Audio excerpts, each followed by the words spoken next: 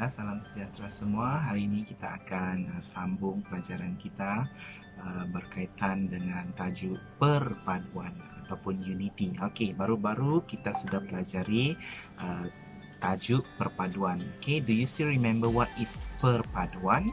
Okay, perpaduan ini bermaksud apabila kita hidup bersama-sama, we live together, we live as one. Itu kita panggil unity, perpaduan. We live together, okay, without fight, without war. Okay, jadi itu adalah perpaduan. Okay, tema kita perpaduan dan unit kita adalah sahabat karib. Okay, cikgu mau ulang kaji. Sahabat karib bermaksud your best friend. Okay, sahabat, sinonim perkataan untuk sahabat ialah rakan, teman, taulan. Okay, semua itu adalah friend, sahabat. Okay, sahabat karib, rakan karib.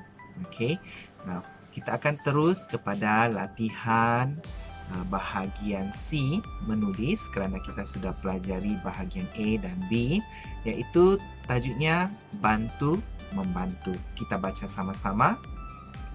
Yahya ketua kelas tahun 2 Mawar. Dia tegas tetapi baik hati. Dia sekelas dengan Sumei, Yonghan, Pravin dan Lageswari. Okey. Kita baca perkataan yang ada. Pertama, tugas. Tugas means a duty, tanggungjawab. Okey. Apa yang kamu diarahkan, apa yang kamu disuruh, what the teacher asks you to do or your parents ask you to do, that we call tugas. Okey. Tanggungjawab. Tulis. Tulis bermaksud menulis ataupun writing. Okey. Yang ketiga, mengumpul buku latihan. Okey, collecting the exercise book. Okey, mengumpul itu adalah satu perbuatan, a verb. Ke dalam bakul sampah, into the dustbin. Okey, kita lihat soalan-soalan yang ada. Kita baca sama-sama. Setiap pagi, every morning, mereka saling mengingatkan rakan-rakan tentang jadual tempat kosong di dalam kelas. Okey, kita lihat gambar. Mereka saling mengingatkan rakan-rakan tentang jadual. Ini kita panggil jadual apa yang menunjukkan tugas seseorang. Iaitu kita panggil jadual tugas ataupun jadual bertugas. Oleh itu jawapannya ialah jadual tugas. Okey, kamu tuliskan perkataan tugas di situ. Okey, seterusnya soalan yang kedua. Kita baca sama-sama. Yahya membantu Yonghan membuang sampah. Okey, kita lihat dia buang sampah. Yahya membantu Yonghan membuang sampah. Adakah tulis mengumpul buku latihan atau ke dalam bakul sampah? Jadi membuang sampah mestilah jawapan dia ke dalam bakul sampah. Okey. Boleh? Kita pergi ke gambar yang ketiga. Kita baca sama-sama. Pravin yang lebih tinggi membantu Yahya memadam papan. Baiklah, whiteboard. Papan apa kita panggil? Selain daripada papan putih, kita juga panggil whiteboard sebagai papan tulis. Okey, papan tulis ataupun whiteboard, writing board. Okey, kamu boleh tuliskan jawapan kamu papan tulis. Okey, baiklah. Untuk yang terakhir, kita lihat, kita baca sama-sama. Sumei dan Lageswari bersama-sama. Okey, apa yang mereka berdua lakukan? Nampak ada seorang gambar mereka mengumpulkan buku latihan. Oleh itu, jawapan dia adalah mengumpul buku latihan. Okey, kita tuliskan jawapan mengumpul buku latihan.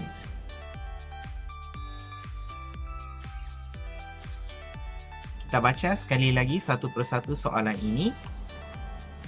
Setiap pagi, mereka saling mengingatkan rakan-rakan tentang jadual tugas di dalam kelas.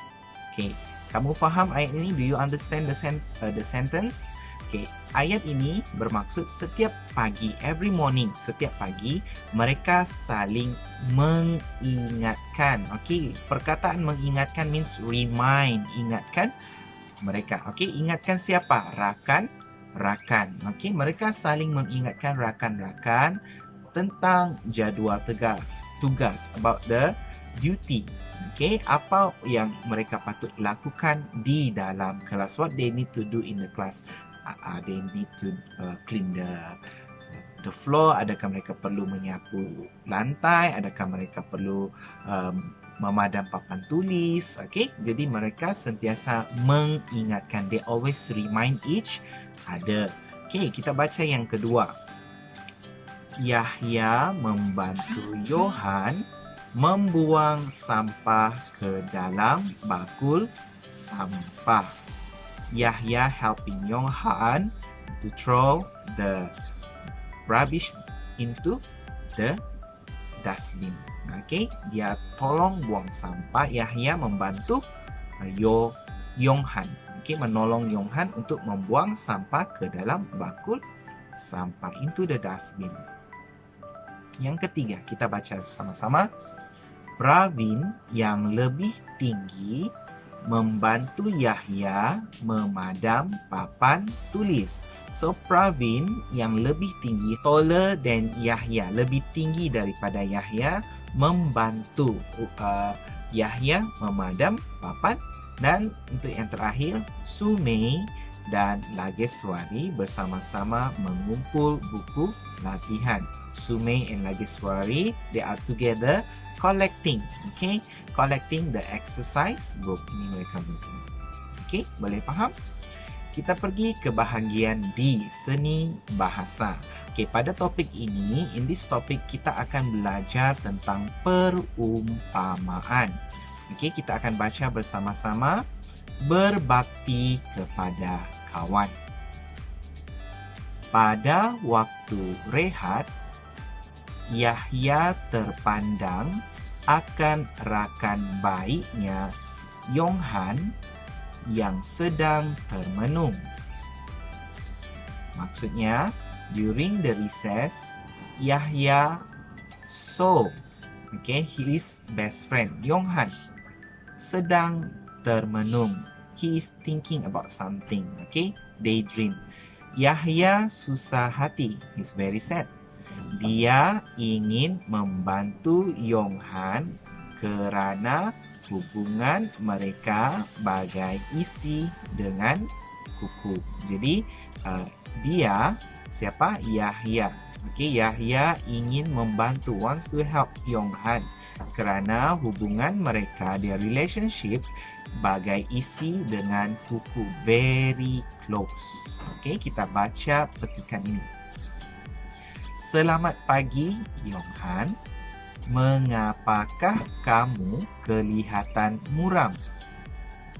Selamat pagi, Yahya. Saya susah hati. Kerja sekolah yang diberikan oleh Cikgu Mariam belum saya siapkan.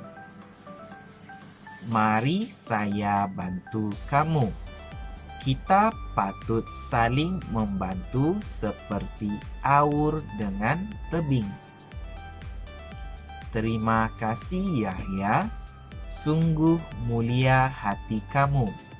Sikap kamu tidak seperti enau dalam belukar, melepaskan pucuk masing-masing. Okay. Akhirnya, finally, Yohan berjaya untuk menyiapkan kerja sekolah dengan pertolongan Yahya. So Yohan managed to finish his homework with Yahya's help. Okay, Yahya menolong Yonghan. Yonghan berjanji tidak akan melupakan jasa Yahya. Okay, so means that Yonghan dia tidak akan melupakan jasa, will not forget what Yahya help, what Yahya do for him. Okay, dia tidak akan bersikap seperti kacang lupakan kulit. Jadi cikgu mahu kamu tulis perumpamaan yang sudah kita pelajari, ada 4. 1, 2, 3, 4. Yang pertama, bagai isi dengan kuku. Okey, tulis di sini bagai isi dengan kuku. Please write here. Okey, bagai isi dengan kuku. Kedua, seperti aur dengan tebing. Bahagian E, kata kerja aktif transitif. Okey, kita sudah pelajari kata kerja aktif transitif. Okey, kata kerja aktif transitif perlukan objek di belakangnya. Okey, contohnya menggoreng. Goreng apa? Menggoreng ikan, menggoreng ayam. Jadi menggoreng adalah kata kerja.